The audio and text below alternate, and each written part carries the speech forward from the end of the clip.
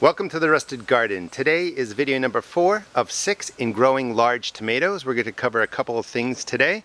I'm going to do a top dressing. It's been about 4 weeks since the last video, but I'm going to be using hot compost that I made using the backyard compost tumbler from Mantis. This was all coffee grounds. I'll link the video to show you how I made it. But 6 to 8 weeks later, hot composting process, I have wonderful compost ready for a top dressing. The cool thing about compost is it's less than a 1:1:1 NP and K. Nice, slow, steady feeding is what you want for your vegetable garden, and specifically for tomato plants. I'll show you how I set that all up. I'm going to add peat moss into there. We're also going to talk about using Epsom salt. Number one, you don't need Epsom salt in your garden most likely, but people love to use it. It'll add in magnesium and sulfur, but if you do too much, it can cause problems. So I only recommend using it maybe twice in your garden and very little. I'll show you how to do that. We're going to inspect these plants. I'm going to show you some things that are going on. But before we get to that, this is the Red Beefsteak tomato that I'm challenging CaliKim to our beefsteak grow-off challenge, our grow-off. It is doing extremely well. It's approaching 4 feet tall, packed full of tomatoes. I did an Instagram post, if you want to check that out, asking people what they would do with this question. I have so many tomatoes on here. I have 1, 2, 3, 4. These were the first ones to start.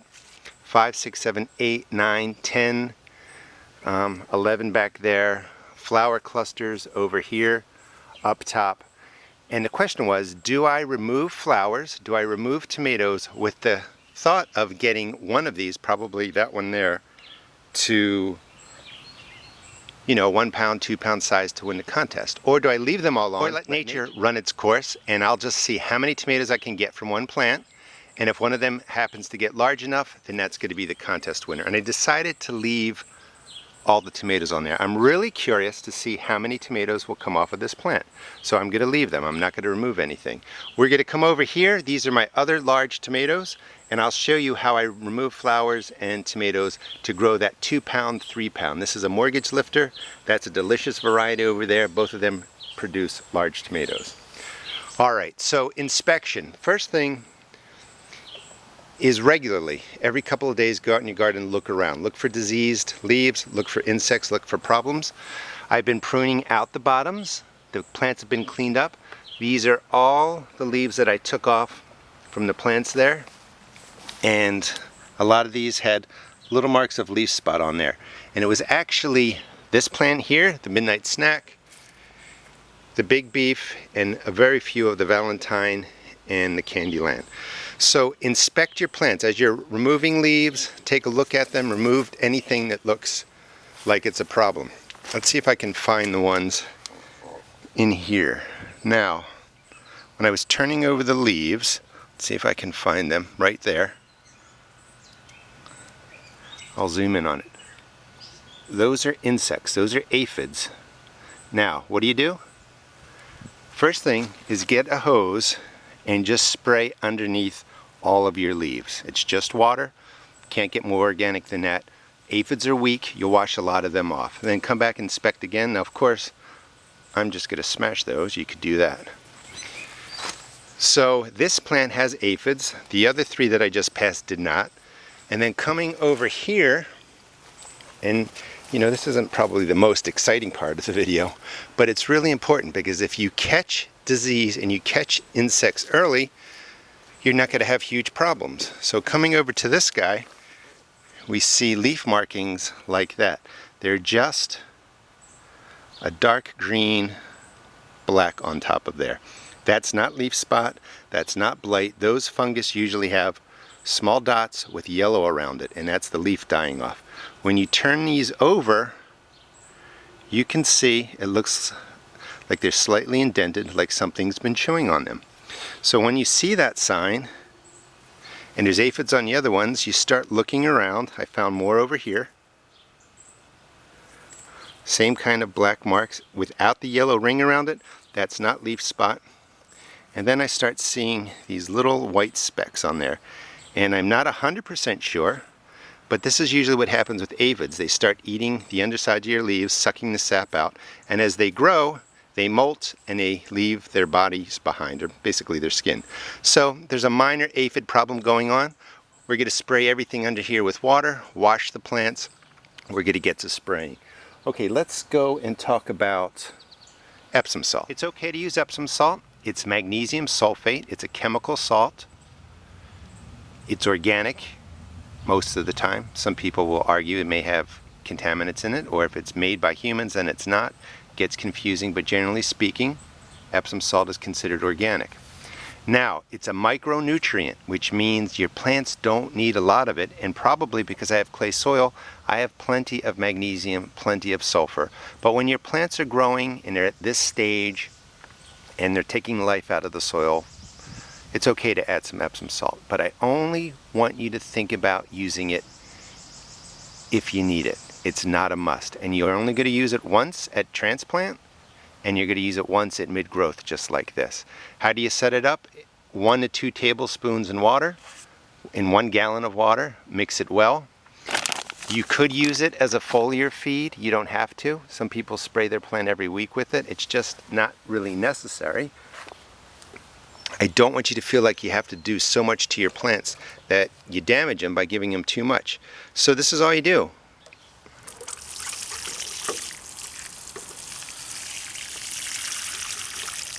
That would be all the Epsom salt your plant needs at mid-growth, and you would do the same thing at transplant if you want to, but you don't have to go crazy with the Epsom salt, and I just want you to think about it.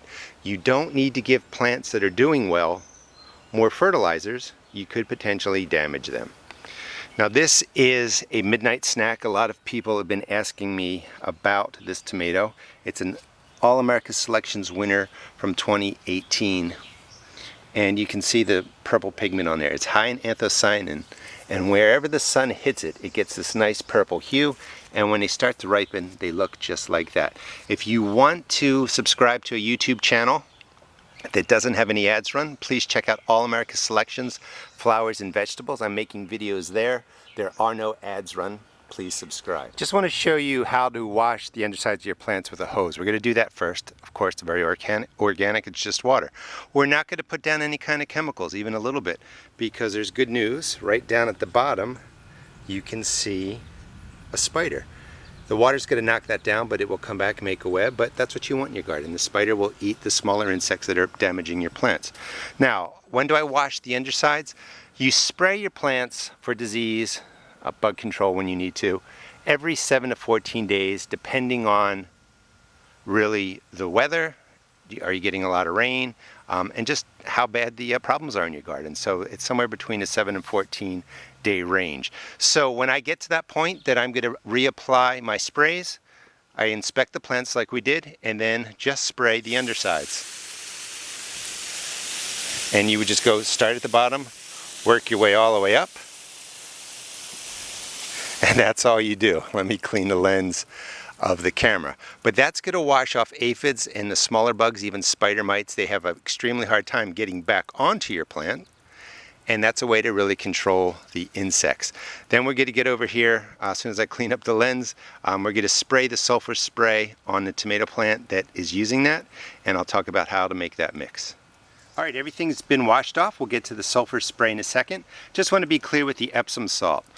If you're going to use it, I recommend not using it more than twice and only using it, as much as I showed you to pour onto the plants. You don't have to, but if you want to, I wouldn't go past 2 times. That will be plenty of magnesium, plenty of sulfur for your plants, and that much isn't going to hurt your plants or your soil using it that way. So we washed off the plants. The spider's perfectly fine. It's right down there. It actually looks like it's catching raindrops. But the good insects, because we just used water, we'll get back on the plant, take care of any of the aphids or problematic insects that are on there.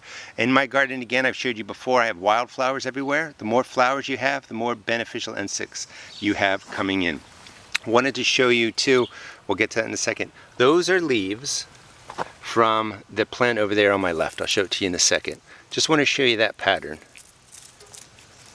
This kind of look, that's nothing to worry about. That's just a tomato plant naturally dying off for whatever reason. Came off of the Chef's Choice yellow right there. It gets more sun. We've been getting ridiculously hot days, and maybe it's just dropping a few leaves. But that kind of pattern Isn't a disease, isn't anything to worry about. That's just a plant dropping some leaves. Now the sulfur spray. Sulfur spray is acidic, and when we put it onto the plant leaves, it creates a higher level of acidity, a lower pH, and that makes it unhospitable for fungus and disease to really attach to it. That's why you do it. Sulfur is acidic, lower pH. Baking soda spray, which I also use, is alkaline and it has a higher pH. You don't want to put baking soda and sulfur onto your plant leaves. They will neutralize each other. They're not going to have any benefit, and you have a chance of that harming your plant. So either pick sulfur, go for more of an acidic leaf. Tomatoes like it more acidity. Sulfur's okay for the garden, so some people like to choose sulfur. Baking soda will work also, but they're two different sprays. Today's just on the sulfur spray. Now, 1 gallon container, 3 tablespoons of the wettable micronized sulfur, and I'll put some links in of where you can buy that product. It doesn't dissolve in water. That's the first thing. So if you look in there, you can see how the sulfur sank to the bottom. This is some excess from a spray I did last week. So the sulfur sinks to the bottom. Why is that important?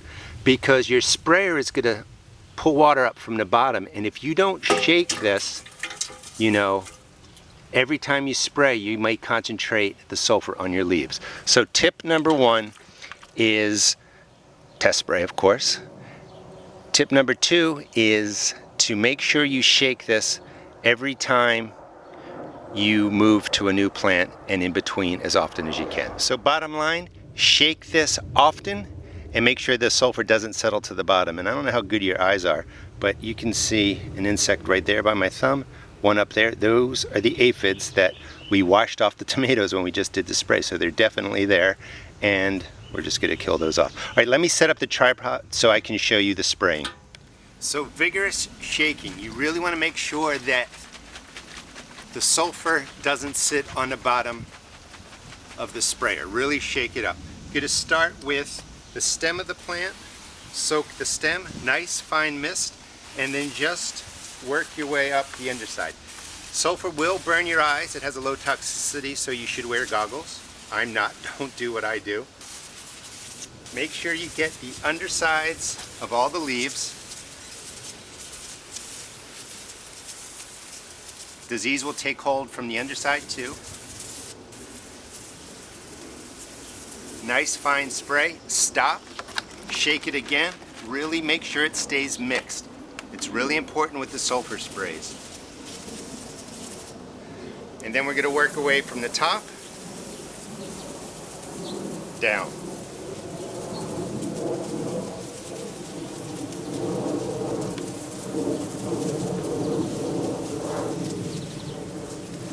And that's covered the plant really well.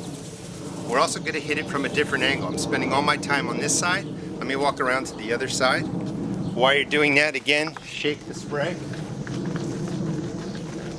You want to get it from a different angle. And just make sure you have nice coverage across the entire tomato plant.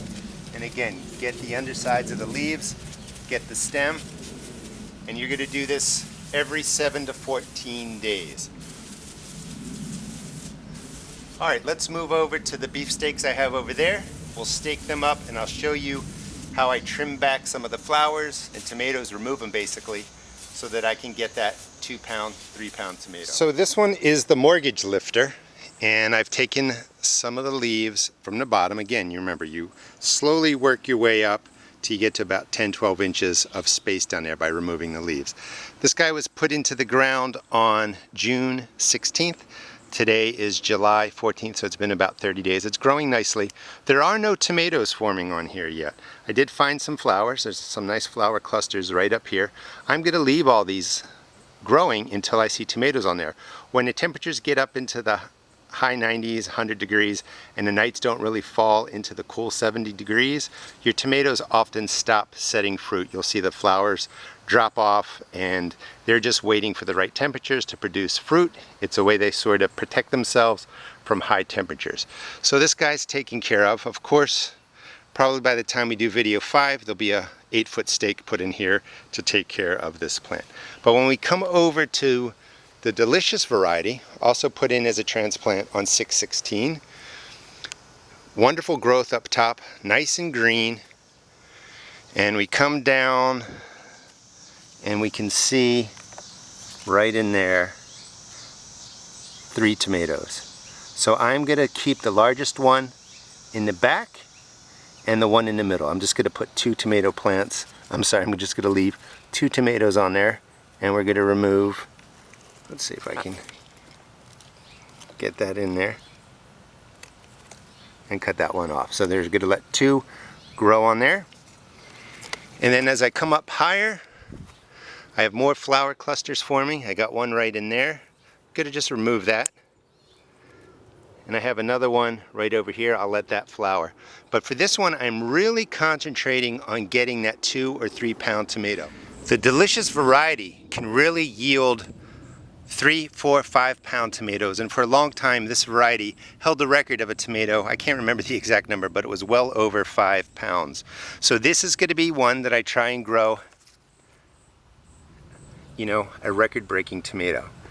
We're going to leave 2 on there, and I'll show you how I manage this plant come video number 5. It should be taller. Those tomatoes should look great. This is also going to get sprayed today with the sulfur spray. All right, let's get to making the top dressing using the hot compost, which was coffee grounds. So as I mentioned, this is my backyard composter from Mantis. I highly recommend it.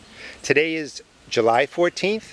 I did the first video on making coffee ground hot compost back on I think around May 17th. So it takes about 6 to 8 weeks. We're right on that timeline to make hot compost. So it's been 3 days since I shot the video. I just want to show you what's going on. It's about 65 degrees here. Thermometer is up to 90 degrees, and the compost is starting to cook. I don't know, let's see if I move some of this out of the way. See if you can, there you go. You can see some of the steam coming up from the heat. And this is completely warm all the way through. So mix the ratios, 2 to 1, 3 to 1 in some cases. It's kind of an experiment, and your compost will start getting hot and you'll be on your way to compost. Hot compost can be made again in about 8 weeks. We're going to use it in the garden now. I used to make hot compost up on the hill there, and it was a pain because I always had to go out there. I had to use a tarp. The compost tumbler makes a huge difference. Sitting up there now is just a bunch of weeds and stuff, and that's going to cold compost. Cold compost can take 6 months to a year or longer. Hot composting gets you compost in 8 weeks. All right, so let me show you what we have. I used coffee grounds, and again, I'll link the video. You can see how I made it. This is the compost right out of the Mantis composter, and these balls are there because, you know, when Starbucks, that's where you can get coffee for free. Just go in and ask for their used coffee. It comes right out of their machines, and it's in these little balls. So this is broken down, 90-95%, perfect for the garden. I want to go in and break it up. So I'm doing about 5 parts compost to 1 part peat moss, and I'm just throwing in the peat moss and breaking up all those balls. And this is what I'm going to put down onto my garden. And because compost is really, it's like probably a 0.01, 0.01, 0.01 nitrogen, phosphorus, and potassium. It's really low. This is going to be soluble. It's already been broken down. Your plant's going to be able to use it, and it will continue to break down. And you can see some of the stems in there that will break down further. There are pine needles in there. I use newspaper. And I wanted consistency that looks something like this. And I'm going to really use it almost as a mulch mid-July, and this will take care of feeding my plants for at least another month. Slow and low with the fertilizer. You don't have to overlove them. Use nature. All right, let's start putting these on the plants. Oh, wait. One more thing. Composting is not molding or rotting. What do I mean by that? Well, this bag I've had for a month, and you can see how the mold is all on there. That's not what composting is. By using the hot process, this is just going to break down. The soil life will take off, the biology will take off, and this breaks down really quickly. There is absolutely no odor to this. This is what the coffee grounds look like before it got composted down, and they were in these balls just like this, and then it got broken down into this. This is a great way to get free compost.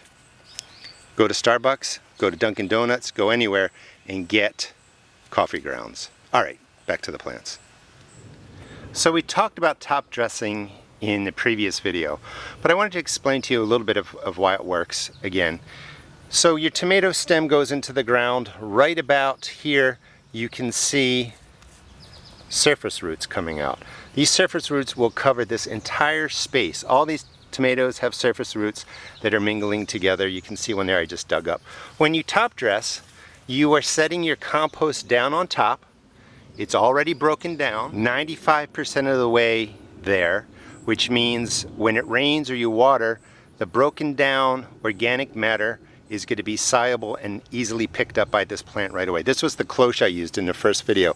This tomato, if you didn't know, was started as seed while the frost was still around, so I had that cloche over, but we're going to get rid of that now. And the compost, just take a couple handfuls and drop it around just like that. The peat moss helps break the bigger clumps up. There's no odor to compost that is done right. It's really cool. And I would go ahead and do this to all the tomato plants. Let me finish that up, and then we'll do the finishing notes, and I'll tell you a little bit about what's going to be in episode 5. So I put compost down, the coffee compost down on the beefsteak that's in a contest with Kim, and I think I'm off to a great start, by the way, and I think I might win it. Midnight snack, 2 tomatoes right there, and the 3 plants down on the right side. I always like to experiment just to see, you know, how things affect the garden. That side's not going to get any of the compost, any of the top dressing. And if you're watching this series, you might also notice that this area is getting a lot of loving. Every 2 weeks or 4 weeks it's getting a top dressing or some sort of feed. And part of it's for the video. I don't feed that much, but also I'm trying to grow large-sized tomatoes with some of these different plants. This is going to be the area that really shoots for the 2-pound, 3-pound, 4-pound tomatoes. So in video 5, I'll give you an update on how this whole area is going, and then we'll do profiles of each of the tomato plants in here and really look at the size of the fruit. This is the one that had the sulfur spray, and you'll notice that 3-to-1 ratio if you watch my videos. That was my test plant, and that's the one we just sprayed. Look how fine the spray is on there. Shake it well, and you'll put a nice fine layer on your plant leaves that won't damage your leaves. Hope you enjoyed this video. Gives you some ideas of how to grow large tomatoes, take care of your plants.